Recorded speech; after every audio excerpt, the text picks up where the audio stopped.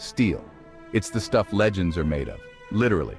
We're talking bridges, buildings, cars, you name it, steel's probably got a hand in it. But how often do we stop and think about this wonder material? Where does it come from? How is it made? It's easy to take steel for granted. It's everywhere, quietly doing its job, holding our world together. But the journey from raw materials to the finished product is a testament to human ingenuity and grit. It's a process that's as tough as the material itself. And let me tell you, it's a dirty job. But somebody's got to do it. And thank goodness they do, because without steel, our world would be a much different place. So, let's roll up our sleeves and get down to the nitty-gritty of steel making.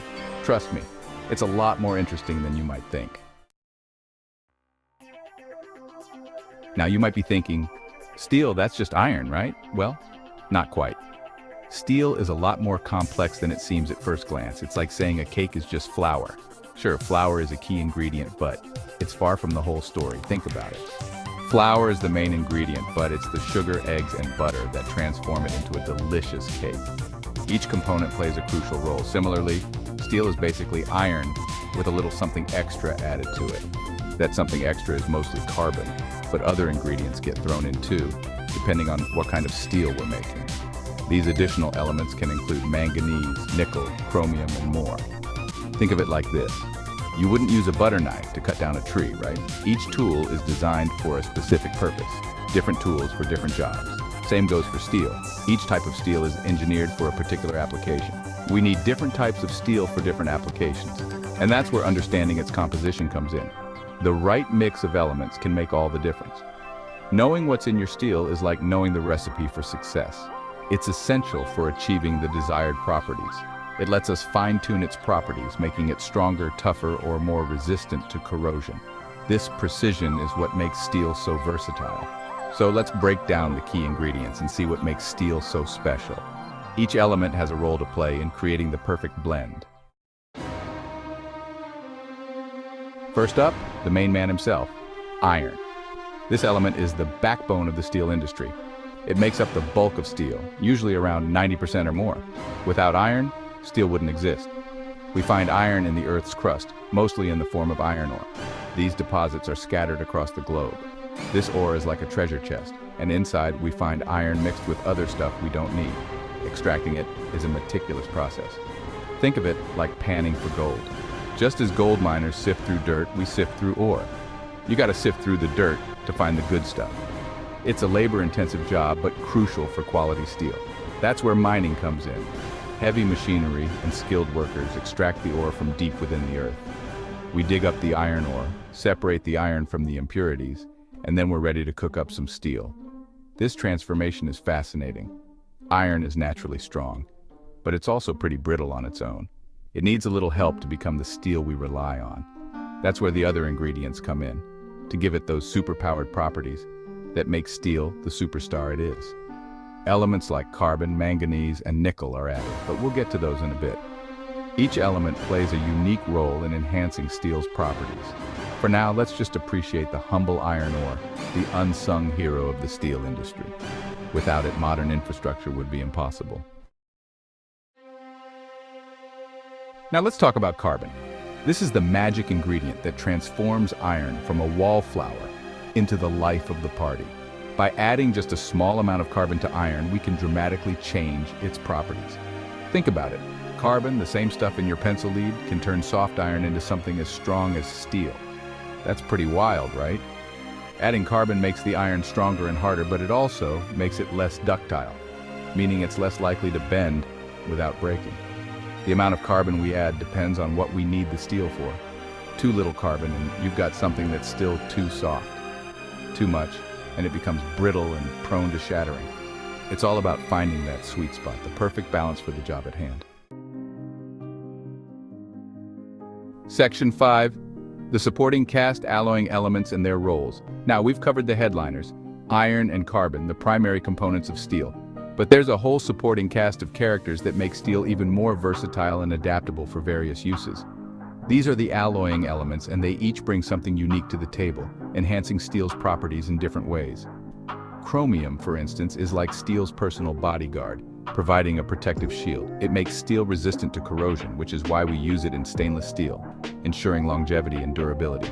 Then there's manganese, which acts like a shock absorber, absorbing impacts.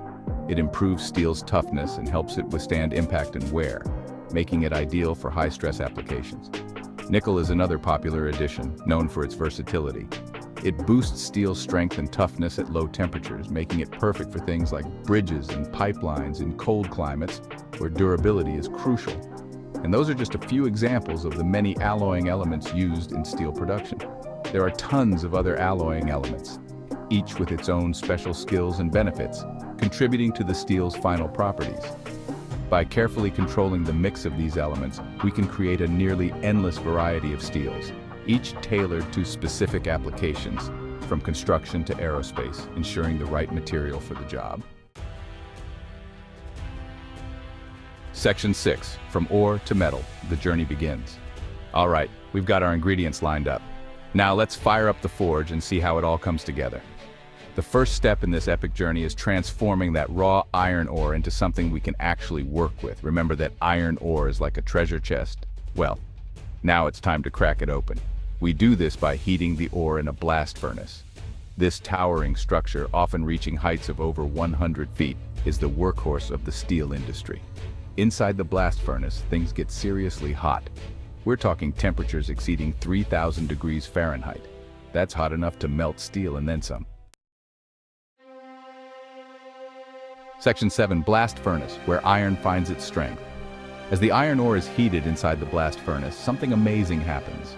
The intense heat forces the oxygen to break free from the iron, leaving behind almost pure iron. But it's not over yet. This molten iron, now free from most of its impurities, is still a bit rough around the edges. It's filled with carbon, which, as we learned, is great for steel making, but it's also got other stuff we don't want, like sulfur and phosphorus. These impurities can weaken the steel, so we need to get rid of them. This is where the molten iron gets a little spa treatment.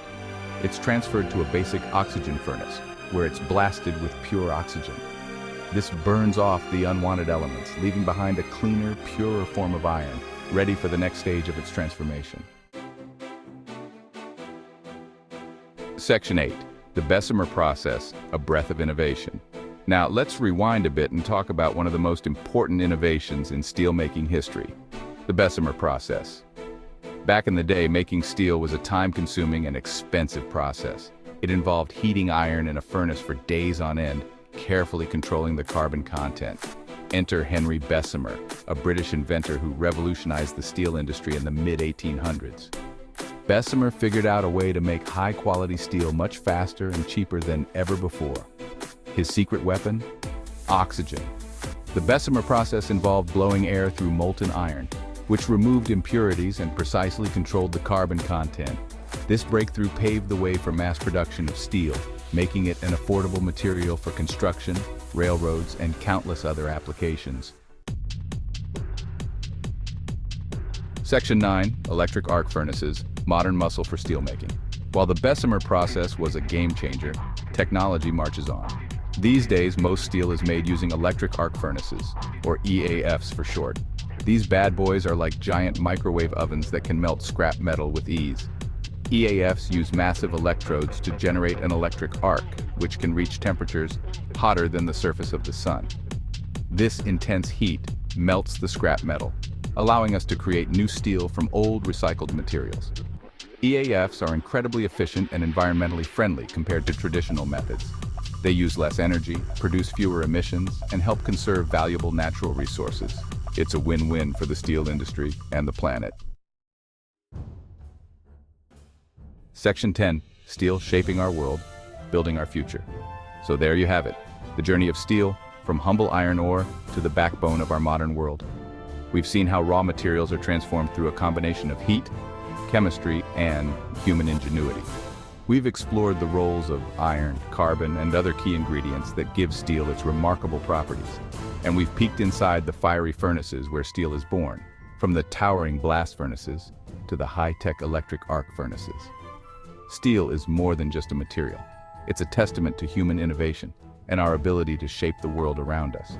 It's the foundation of our buildings, the framework of our vehicles, and the tools that make our lives easier. Section 11. Keep on learning the future of steel. But the story of steel doesn't end here. As technology advances and our understanding of materials science grows, we continue to find new and innovative ways to use this versatile material. From ultra-high-strength steels used in skyscrapers and airplanes to lightweight steels that improve fuel efficiency in cars, the future of steel is full of possibilities. So next time you see a towering skyscraper, a speeding train, or even a simple spoon, take a moment to appreciate the incredible journey of steel and the people who make it all possible. And remember, it all starts with a little bit of dirt, a whole lot of heat, and a dash of human ingenuity. Now go out there and build something amazing. Build